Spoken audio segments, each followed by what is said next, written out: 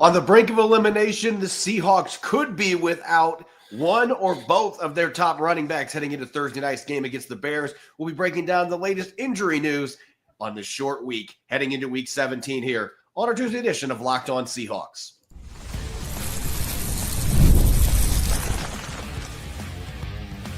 You are Locked On Seahawks, your daily Seattle Seahawks podcast, part of the Locked On Podcast Network, your team every day.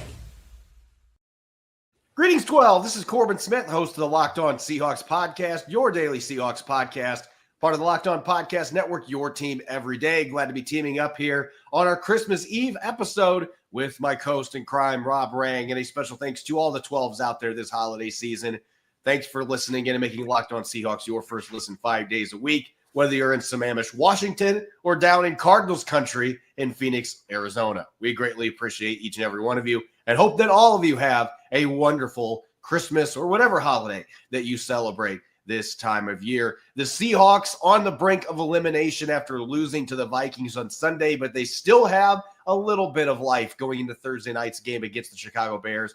Absolutely have got to have this game at Soldier Field. We'll be diving into the key matchups to watch on Thursday Night Football, Seahawks offense versus Bears defense, and vice versa. On a jam-packed episode coming your way courtesy of FanDuel, new customers can place a $5 bet and you'll get started with $250 in bonus bets. If you win your first $5 bet, visit FanDuel.com to get started. Now for your lead story here on our Christmas Eve episode of Locked On Seahawks, going into Thursday's pivotal Week 17 matchup against the Chicago Bears. The Seahawks don't have a ton of injury questions, but there's one position group that certainly there's a lot of uncertainty, and it is the running back position. Ken Walker III exiting late in Sunday's game, hobbling off the field with an ankle injury. Look, we don't know yet at this point where his status stands, but Rob, I would be absolutely stunned if Ken Walker III can play on Thursday night. We saw him limping around pretty bad in the locker room after the game on Thursday night. This short of a turnaround, the fact that he's already had other injuries he's been dealing with, it just doesn't feel like the stars are going to align for him to be able to play in this game. And Zach Charbonnet, probably going to be your starter, but he's now got an elbow injury. He had an oblique injury last week. He's certainly not close to 100%. Is it Kenny McIntosh season? I mean, it feels like we could be in a situation where the Seahawks are running their third running back out quite a bit in this must-win game in Chicago. Yeah, that's to me is the biggest question. And from an injury perspective, when it comes to the Seahawks, is just who is going to be toting the rock. Obviously Seattle does not run the ball as much as you or I would like, but that's with superstars like Ken Walker III and Zach Charbonnet. And as you talked about, Ken Walker dealing with an ankle injury. Mike McDonald gave the Seahawks the day off basically on Monday. They had kind of a walk through kind of a workout, but still, Ken Walker III was listed as a complete non-participant. Zach Charbonnet listed as limited with an elbow injury. Zach Charbonnet is a guy that I think might be able to play based on the fact that he was, fighting through some injuries and at least got a couple of snaps, including some key snaps in last week's loss to the Vikings. Whereas, of course, Ken Walker III, once he went down, he never returned to the field. You know that Ken Walker wants to come back. I mean, of course, the Seahawks drafted him out of Michigan State, so he's going to want to come back to that, that area of the country and be able to have the splashy type of performance. But at the same time, I agree with you, sir. I think that the Seahawks are more likely to be led by Zach Charbonnet, and there's a good chance that it's Kenny McIntosh getting an opportunity, maybe even George Halani, who is going to be the leading ball carrier for the Seahawks. And considering this is a Chicago Bears run defense, Corbin, as we're going to talk about here in a couple of moments, but considering it's a Chicago Bears run defense that has been pretty leaky, then again, I think that this is a critical development that the Seahawks fans need to be paying attention to see if they are going to have enough firepower on the field to go up against a fairly explosive Chicago offense. You mentioned George Halani. If Seattle is going to go that route, they are going to need to make a roster move because he has exhausted all of his practice squad elevations. They're going to need to get him on the 53-man roster for him to be able to play on Thursday night. And that leads to what to me should be a reality at this point. It should have been a couple weeks ago. Brady Russell has played in 2 of the last 7 games. He has been dealing with this foot injury, and I know that the Seahawks love him on special teams, but like you're to the point now where you have done a bunch of other things on your roster to open up spots for players like Stone Forsythe. Artie Burns briefly was on the roster. They've made all these moves, and yet Brady Russell is still not on injured reserve. I don't know how you don't pull that lever at this point because he has not been able to play. They listed him as sidelined. Even though they didn't practice yesterday, he would have been out according to their estimated injury report. I don't know how you move forward in these last two games without having that extra running back, because I would actually be surprised if Ken Walker III can play in either one of the last two games. That's just my honest assessment here. This is not a ankle injury that looks like it's going to be a quick fix and a week later I'm good to go. And maybe he'll surprise me. This is a guy that has come back quickly before, but I just think this is an injury that's going to be really tough to do that for. Maybe if you make the playoffs, he's ready for the wild card round. But I think that Brady Russell, you're going to have to pull that lever here so that you can get unless Ken Walker III's injury is bad enough, they have to put him on injured reserve. And then you're looking at, we don't get him back till the conference championship. Seattle managed to somehow make it that far. But they're going to have to do that to get George Holani on the roster. If you're looking for a silver lining here, though, those are the only two names, Walker and Russell, that were listed as out that were not for rest reasons. Abraham Lucas and Leonard Williams, those guys, they're going to play on Thursday night. They're fine. They just have been resting them during the practice week. So they're going to list them as NIR designations. So those guys are fine. Olu Timmy's still dealing with a little bit of a knee, but he was limited according to that injury report. Noah Fant. There's a number of guys on there that are limited that you would expect. They're going to be playing on Thursday night. So that's the silver lining here is they still should be pretty healthy for this time of year. Everybody's banged up in week 17, though.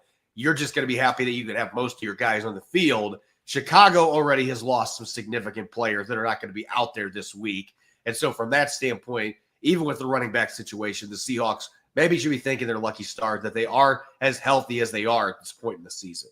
Yeah, no question about it. I think that the number one injury concern from the Chicago Bears perspective is Larry Borum going to be able to hold up nearly as well at the left tackle position as Braxton Jones had been performing for the Bears. Now, the reality is the Bears lead the NFL in sacks allowed this season. So you could make an argument that no one along Chicago's offensive line is really playing quality football. But Braxton Jones has the athletic ability. He's a young player. He was kind of being groomed to be the blindside pass protector for Caleb Williams throughout this time. But unfortunately, he went down with a significant, I believe it was a broken ankle, dislocated ankle, in this last game. And so he is out for the season, no question about it. So again, Larry Borum at the left tackle position, that's again a matchup that we're going to be kind of talking about a little bit later in today's show. And I also think that Javon Dexter, the best defensive lineman, at least in my opinion, for the Chicago Bears, he was also listed as did not participate in yesterday's practice for Chicago. They've got a couple of other players, but again, it's going to be a little bit more like what you described with Seattle resting some of their players, whether it be a Boye Mafe, Derek Hall, Ernest Jones, as well as all the players that you just mentioned. I think when in the case of likely Javon Dexter, likely Elijah Hicks, Travis Homer, former Seahawk, did not participate in yesterday's practice, but I expect those players to be on the field for Chicago. When we come back, we are going to have a special matchup Tuesday coming your way. We're going to be looking at the Seahawks offense going up against the Bears defense. That's coming up next year on our Christmas Eve edition of Locked On Seahawks. Get ready for the last 2 weeks of the NFL season with FanDuel, America's #1 sportsbook, because right now new customers can bet $5 and get $250 in bonus bets if you win. The FanDuel Sportsbook app gives you everything you need to place live bets in the NFL all in one place. When you get a hunch in the middle of the game, you can check out the latest stats, view live play-by-play, and so much more on the same page where you place your bets. You can bet on everything from Geno Smith and Caleb Williams scoring a combined 6 or more touchdowns on Thursday Night Football, or Tyler Lockett being the first skill player to find the end zone at Soldier Field. Just visit FanDuel.com to join today. You'll get started with $250 in bonus bets if you win your first $5 bet. That's FanDuel.com. Never waste a hunch and make every moment more with FanDuel, an official sportsbook partner of the NFL. Today's episode is also sponsored by Prize Picks. If you love watching the game, you're going to love Prize Picks, the easiest and most exciting way to play daily fantasy, whether it's football, baseball, basketball, or any of your favorite sports. Prize Picks makes your holidays bigger and brighter. You can now win up to 1,000 times your money on Prize Picks. Plus, this holiday season, they're giving away $30+ million in rewards during Picksmas and offering 2 free picks in December. And when your picks hit, Prize Picks makes it easy to cash out. You can get your money in as fast as 15 minutes. This week, I'm going to be looking at Jared Goff for more than 250 passing yards and Saquon Barkley for more than 1 total touchdown. It's quick, simple, and so much fun to challenge myself and my friends. Download the Prize Picks app today and use the code LOCKEDONNFL to get $50 instantly after your first $5 lineup. That's right, $50 instantly when you play just $5. Prize Picks, run your game. Welcome back to the Christmas Eve edition of Locked On Seahawks. I'm your host, Corbin Smith. He's Rob Rang. A special thanks to all the 12s tuning in. Thank you, as always, for making Locked On Seahawks your first listen 5 days a week. We greatly appreciate it. A must-win Seahawks battle on Thursday Night Football upcoming against the Chicago Bears at Soldier Field. It's time to take a look at the key matchups here. Normally, this is reserved for our Wednesday show, but just like the teams preparing to play on Thursday night, we've got a condensed work week here on Locked On Seahawks. Let's start with the Seahawks on the offensive side of the football. And it's interesting, Rob, because even though these teams are in totally different positions with 2 games left to go, obviously the Bears feels like they haven't won since like Soldier Field was officially renovated. I mean, it's been a long time since Chicago Bears have won a game. But both these teams have a lot of similarities in terms of what their strengths are. And I think you're going to see a lot of those battles that are kind of in that something's got to give. And where I'm going first here is the Seahawks receivers against the Bears corners. I think the cornerbacks might be the best position group the Chicago Bears have on their roster. And you've got Jaylen Johnson, the outside. I think he is one of the most underrated boundary corners in the NFL. Former Washington standout Kyler Gordon's turned into a pretty darn good slot defender in the NFL. Chicago's got a really nice cluster of corners. They've had a few injuries here and there, but those players potentially in windy conditions, cold conditions, but you're going up against DK Metcalf, Tyler Lockett, the red-hot Jackson Smith-Njigba. I think Smith-Njigba against Kyler Gordon is going to be one of those get-your-popcorn-ready matchups. I like this one because you're looking at strength versus strength. We don't always see that in these games, but in this particular game, it does feel like these two teams, it is kind of a collision course with their strengths in a number of ways. Yeah, I think that's very well said. I certainly agree with you that the Chicago Bears cornerback room is their best positional group. I think that wide receiver is also a strength for them. So again, kind of mirrors the Seahawks. It's almost like that with that Spider-Man meme where they're pointing at each other. I think that there is again a lot of similarities between these two teams. Let's kind of break down the matchup here. So obviously we all know what DK Metcalf is, his size, his speed. Jaylen Johnson, as you said, is a boundary corner. He plays on the outside almost exclusively, does switch back and forth left and right with Tyreek Stevenson is the other starter at the outside cornerback spot. Jaylen Johnson, in my opinion, is at least their best player on defense and quite possibly their best player overall. He's 6 foot, 196 pounds. He's a very instinctive, very agile player, physical player.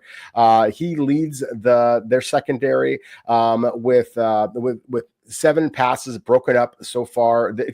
7 passes broken up so far this season. It's actually Kyler Gordon or Ramondre Stevenson who leads the Bears in passes broken up. But there's a reason why Ramondre Stevenson leads the Bears in passes broken up, because basically all of the opponents are trying to go at him rather than Jaylen Johnson. Johnson will sometimes travel with the opponent's top wide receiver. He's only allowed 2 touchdowns so far this season. Corbin, one of them was against the Detroit Lions tight end Sam Laporta. The other one was Jalen Neighbor, the Minnesota slot receiver. They did a kind of nice little Kevin O'Connell of the Minnesota Vikings head coach and play caller, of course, created a nice little opportunity there. But otherwise, considering the fact that he is lined up one-on-one against guys like Detroit's Jamison Williams or Justin Jefferson, whoever the case might be, hasn't allowed a single touchdown to any of those stars. As you said, Kyler Gordon versus Jackson Smith-Njigba, and the inside is to get your popcorn ready. I think Jaylen Johnson versus DK Metcalf on the outside might be a get your popcorn ready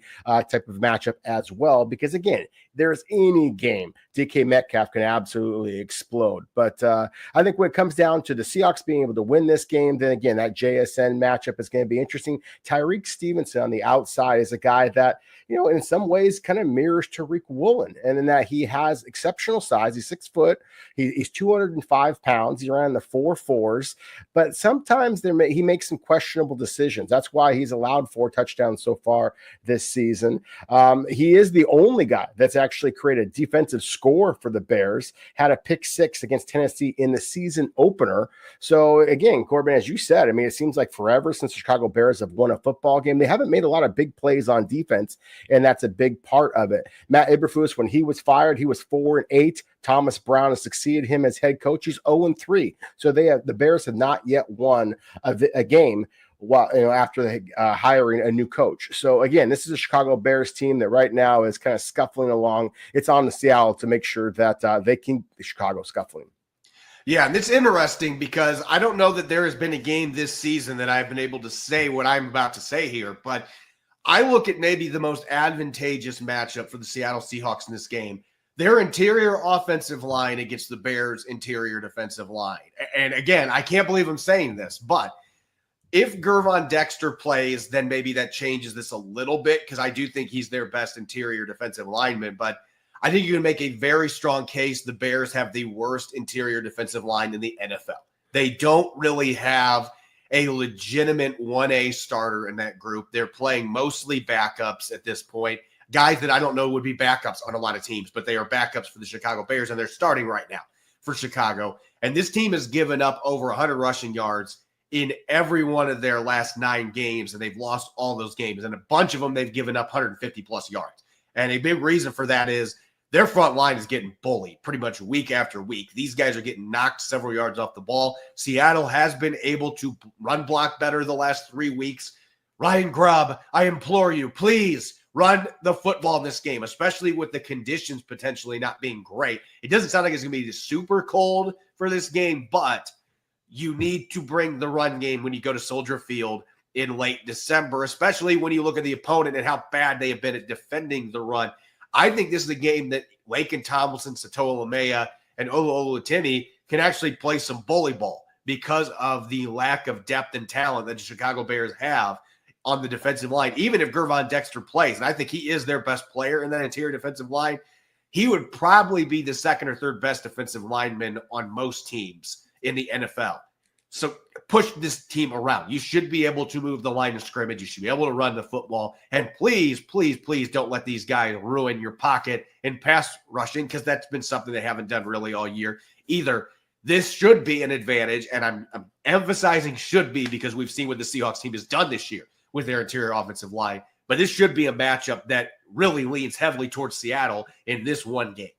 It could be. That's the thing with Dexter. Dexter's 6'6", 315 pounds. And so he can absolutely overwhelm offensive linemen. He leads the Bears he's got 16 quarterback hits, which leads the Bears. He's got 5 sacks, which leads the Bears. He's a good football player, but again, 6'6", 315 pounds, a guy like Olu Olutimi at 6'2" should be able to get under his pads and move him back. Chicago's primary other starter at the defensive tackle position is DeMarcus Walker, who is 6'4", 280 pounds. So again, you're going from a guy who's almost too big for the position to a guy who is very much too small for the position, at least in some ways. At 280 pounds, it should be able to create an opportunity for Seattle to, as you said, play some bully ball, be able to create some push at the line of scrimmage. I do worry about Seattle's ability to pass protect. There's no question about it. That has been an area of concern for the Seahawks at this point. But at the same time, I also don't think that Chicago has the type of defensive linemen that are able to get skinny quite as easily and be able to create the type of interior pass rush that, say, Minnesota and Green Bay did the last couple of weeks. So again, that's a huge matchup. And then finally switching back to sticking with the running game, but going to the linebackers versus Seattle's running backs, as we talked about before. It remains to be seen who is going to be toting the rock for the Seahawks. But this is a linebacking core, Corbin, that is good, and it definitely is good on paper. But at the same time, as you pointed out, the Bears have really struggled in run defense. They're allowing 4.7 yards per attempt. They've allowed 18 touchdowns in 17 games so far this season. So again, I'm expecting to be Zach Charbonnet with some Kenny McIntosh. And I was encouraged by what I saw from McIntosh's last couple of opportunities. He's hitting the hole hard, and that is not something that we have always seen from him. As far as the Bears linebackers, they've got two pretty good ones, definitely have some big names in Tremaine Edmonds and TJ Edwards. Edwards leads the team in tackles, but he only has 3 sacks, only has 4 quarterback hurries. Tremaine Edmonds, 6'5", 250 pounds. He's kind of a very unique size for inside linebacker. He's actually better in coverage than he is in run defense. So again, this feels like an opportunity for Seattle to be able to push the line of scrimmage forward, create the running game to hopefully keep Geno Smith on his feet. Yeah, and I'm glad that you're talking Kenny McIntosh, because I think, when you look at Zach Charbonnet's situation, I think Charbonnet starts on Thursday night, and I certainly think he gets a lot more than 1 carry. And from what Mike McDonald was making it sound like, he just was very limited on Sunday. You're hoping a few extra days here that's not going to be the case, and he's able to handle a much bigger workload. But if you have to lean on Kenny McIntosh, I do love the way that he's running the football right now. He is kind of bringing that no-nonsense approach that Zach Charbonnet brings. And with the way this offensive line's played this year, those running backs are going to do better than the ones that are going to dance around or really looking for that home run more often, like a Ken Walker. So I think McIntosh fits that right now. And George Holani, if he plays in this game, again, they're going to have to make a roster move to do that. But I thought George Holani was the better player in training camp in the preseason between him and Kenny McIntosh. Seattle clearly did not agree with my assessment on that, but Holani is another guy that is a physical battering ram style running back that can break tackles. That kind of a player can really be effective in a game like this. And look, Boise State, where he played at, you play in Boise in November and December, it's not that much different than playing in Chicago in terms of you've got cold weather. It's really difficult to throw the ball because the ball just doesn't sail the same way. I could see George Holani being somebody that really has an impact in this game. And Chicago, one of the ways they can get pressure on opponents, they're not a super heavy blitzing defense like Minnesota, but they will send their linebackers after the quarterback at times. So I'm looking at these guys from a pass protection standpoint that is going to be incredibly important for the Seahawks to win this football game. When we come back, we've got Seahawks defense going up against the Bears offense. That's coming up next here on our Christmas Eve edition of Locked On Seahawks.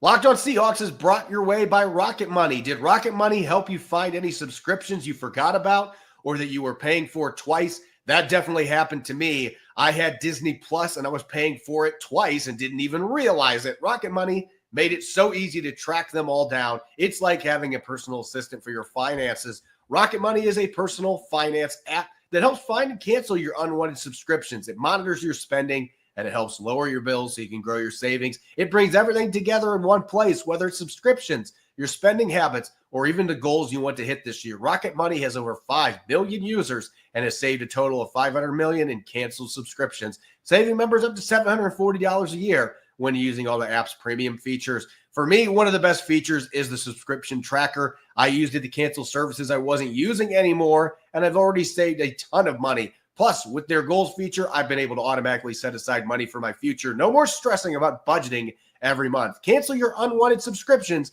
and reach your financial goals faster with Rocket Money. Go to rocketmoney.com/lockedon today. That's rocketmoney.com/lockedon.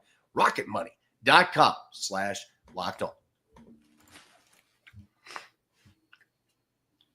Welcome back to the Christmas Eve edition of Locked On Seahawks. I'm your host, Corbin Smith. Glad to be joined, as always, by my co-host in crime, Rob Rang. And a special thanks to all the 12s this holiday season. Thank you, as always, for making Locked On Seahawks your first listen 5 days a week. We greatly appreciate it. The Seahawks heading to the Windy City to battle the Bears on Thursday Night Football. Clearly a must-win game. Yes, I know there are scenarios where if both the Seahawks and Rams lose this week, Seattle can still win the division, just outright beating the Rams. But don't put yourself in a position where you have to have the Rams absolutely lose like that to get into the playoffs. You don't want to back in.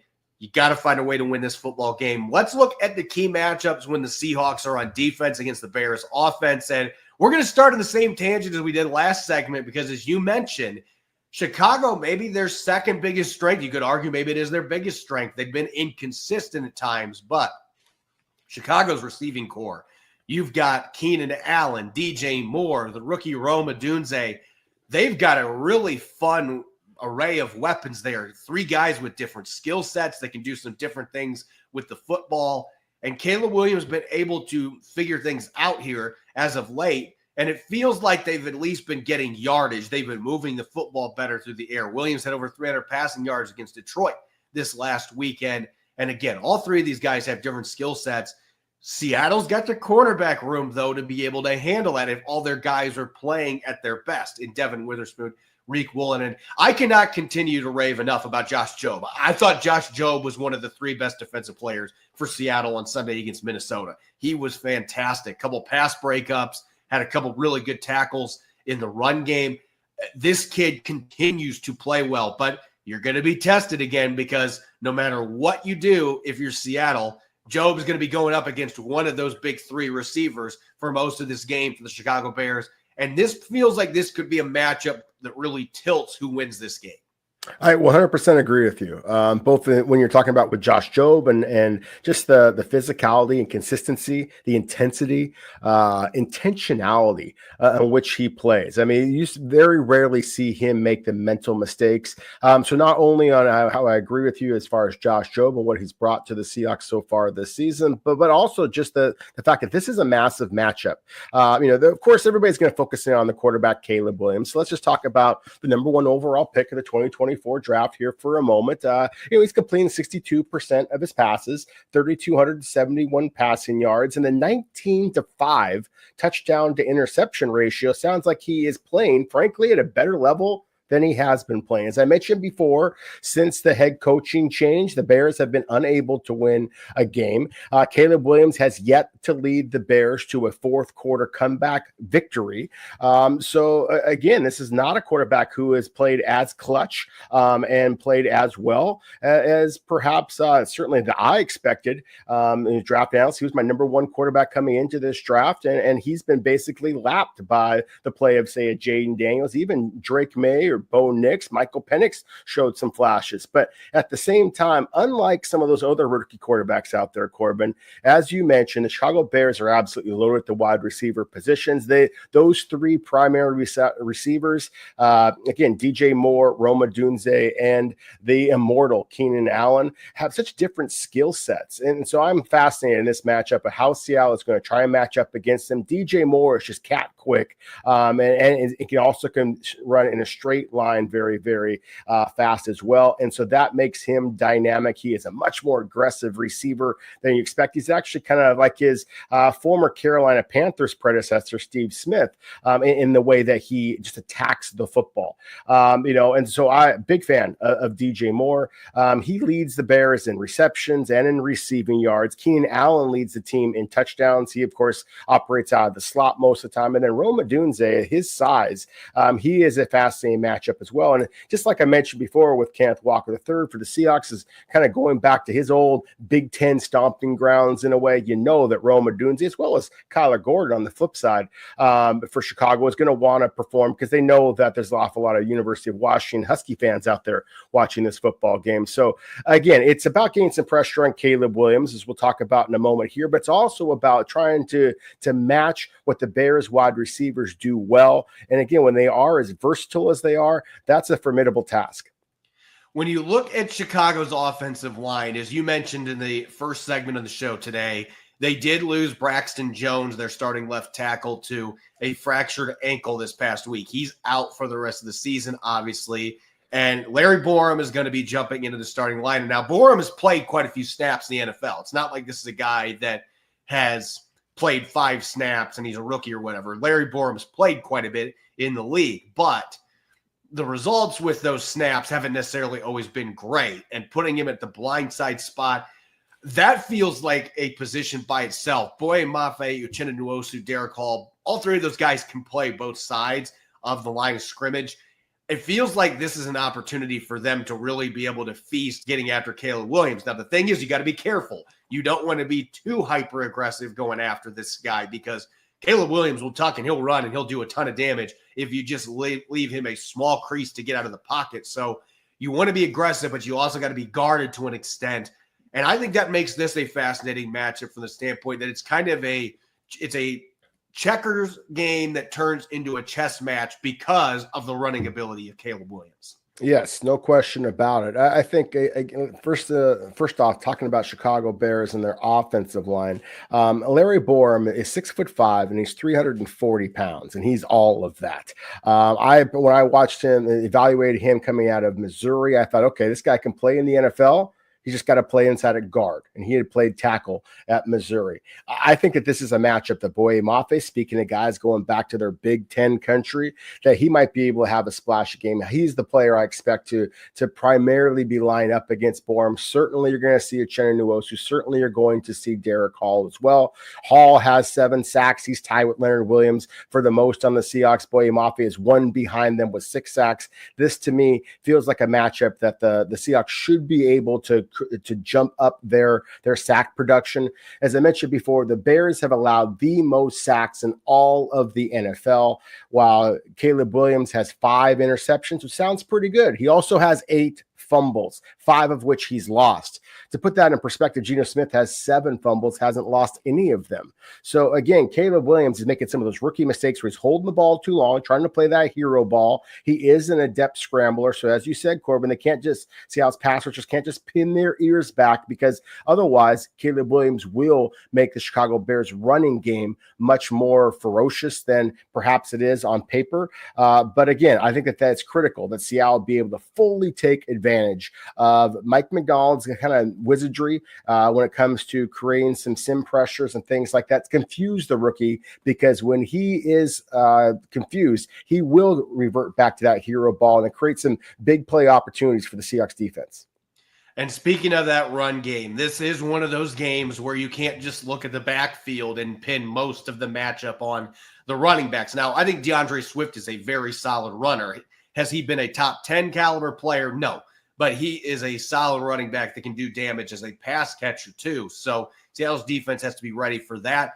But this is a guy that has home run hitting ability. He can get into the second level and he can outrun safeties and corners, and he can get to the end zone. And Swift has been one of those guys that most of this year it's been kind of hit and miss for him. But when it's been a hit, he has been hitting those long balls. And so you worry about him and the fact that Caleb Williams, you can do design runs with, his ability to play sandlot ball and run around for 10, 11 seconds, then decide, you know what, nothing's here, I'm just going to take off, and then get 15 yards. You have got to be ready for that with maybe spying somebody in the middle of the field. One of your linebackers might be doing that, or maybe your safeties, but you got to have somebody that's preparing for, going after Caleb Williams when he's running the football and trying to make sure that he doesn't have those easy access routes where he can turn a dead play into a big run. And that makes defending their run game a little bit tougher than maybe the stat sheet signifies. Yeah, exactly. And that's the thing with, like, say, for DeAndre Swift, while he leads the Bears in rushing attempts and rushing yardage, 841 rushing yards so far this season. Not a bad total considering how much that Chicago has struggled at the point of attack. He's only averaging 3.8 yards per carry. Caleb Williams, on the other hand, is averaging 6.1. So again, some of that is just scrambles, but a lot of that is actually played or called plays, called scrambles for Caleb Williams, who is a pretty darn dynamic athlete. And then finally, I'd be remiss not to mention Roschon Johnson. He was a back from Texas. They got, of course, was so overlooked with all the hype around Bijan Robinson, a superstar now with the Atlanta Falcons. But Roschon Johnson actually leads the Bears with 6 touchdowns. He very rarely gets onto the field, and yes, it's short yardage situations, but he is very good in that regard. So again, the Bears have kind of multiple layers of running through threats, similar to their receiving threats. So again, if the Bears were just playing a little bit better along the line of scrimmage, this is a team that could be competing in the NFC North division. And I say that with all due respect to the Detroit Lions, Green Bay Packers, Minnesota Vikings. I mean, three of the absolute best teams in the league, is the Seahawks know far too well. They have to be able to get this victory, not only because they don't want to get swept by the NFC North, but because, as we talked about, this is the easiest way to keep yourself in that playoff conversation. Yep, this is a must win. And again, I don't care about that scenario where the Seahawks and Rams both lose. Technically, it would be an easier one because you don't have the strength of victory to worry about anymore. It literally is whoever wins week 18 advances. But again, that's putting the ball in Arizona's court. They absolutely have to win. And Arizona's going to be missing both their tackles, I just read before the show. So, look, there's a lot of reasons to think that is not going to happen. You have got to go out and take care of your business and hope some other teams help you out so you can get that strength of victory, and then you can win week 18 and you get into the playoffs. But that's the position that you put yourselves in. Again, you don't control your own destiny. You're going to need help from other teams to get into the postseason. Take care of your own business first, though. You got to win on Thursday night against the Chicago Bears. As always, you can follow me on X and Blue Sky at Corbin Smith NFL. You can follow Rob at Rob Meringue. And make sure to subscribe to Locked On Seahawks on YouTube and wherever you listen to your podcast to make sure you don't miss a single episode. Coming up tomorrow, we're going to have a crossover Wednesday edition. I'll be teaming up with Lauren Cox of Locked On Bears, and we're going to take a deeper dive into this upcoming Thursday night game. Make sure that you're listening in. Thanks for tuning into this Christmas Eve episode. Have a great holiday with your friends and family. Go Hawks.